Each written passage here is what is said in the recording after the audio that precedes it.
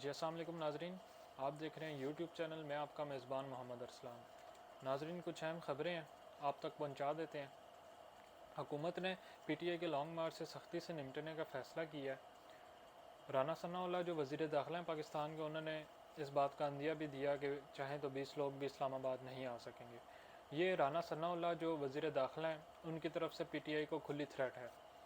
دوسری جانب عمران خان بھی ڈٹ گئے ہیں۔ انہوں نے ایک جلسے سے خطاب کرتے ہوئے کہا کہ جیل جاؤں یا جان جائے، پیچھے نہیں ہٹوں گا۔ عمران خان نے مزید کہا کہ سازش روکنے والوں کو بتایا روک لو، ملک بڑی مشکل سے سنبھالا ہے، روک لو، مگر افسوس ہم کچھ نہ کر سکے۔ عمران خان کا مزید کہنا تھا کہ الیکشن ہونے تک اسلام آباد میں تحریک جاری رہے گی، الیکشن ہونے تک پیچھے نہیں ہٹیں گے۔ عمران خان کا یہ واضح دو ٹوک پیغام ہے، اعلان ہے کہ الیکشن کروائے جائیں۔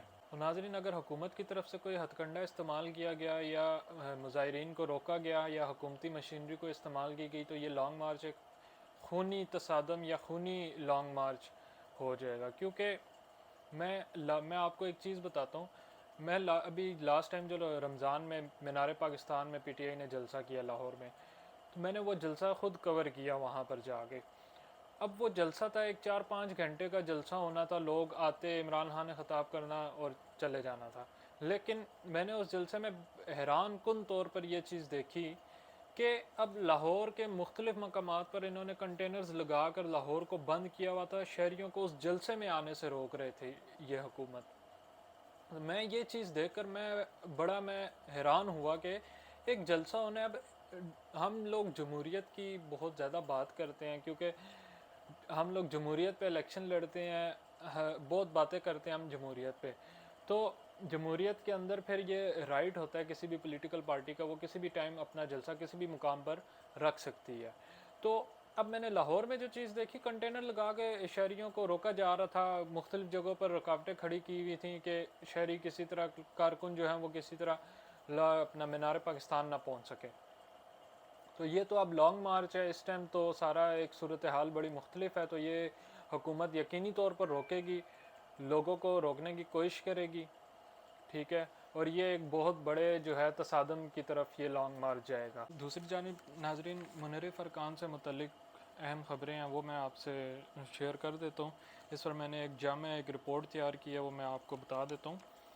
رپورٹ کے مطابق پی ٹی آئی کے 25 منحرف اراکین پنجاب اسمبلی کے خلاف الیکشن کمیشن کو عجلت میں ارسال ریفرنسز میں اہم قانونی تقاضے پورے نہ کیے جانے کا انکشاف ہوا ہے۔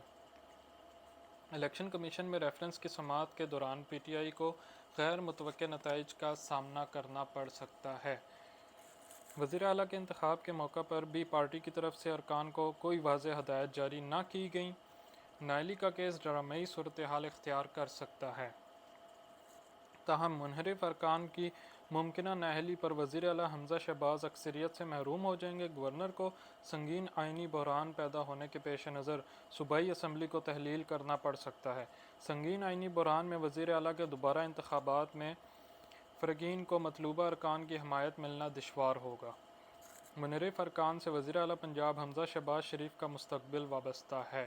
اب تک کے لیے اتنا ہی، اللہ حافظ۔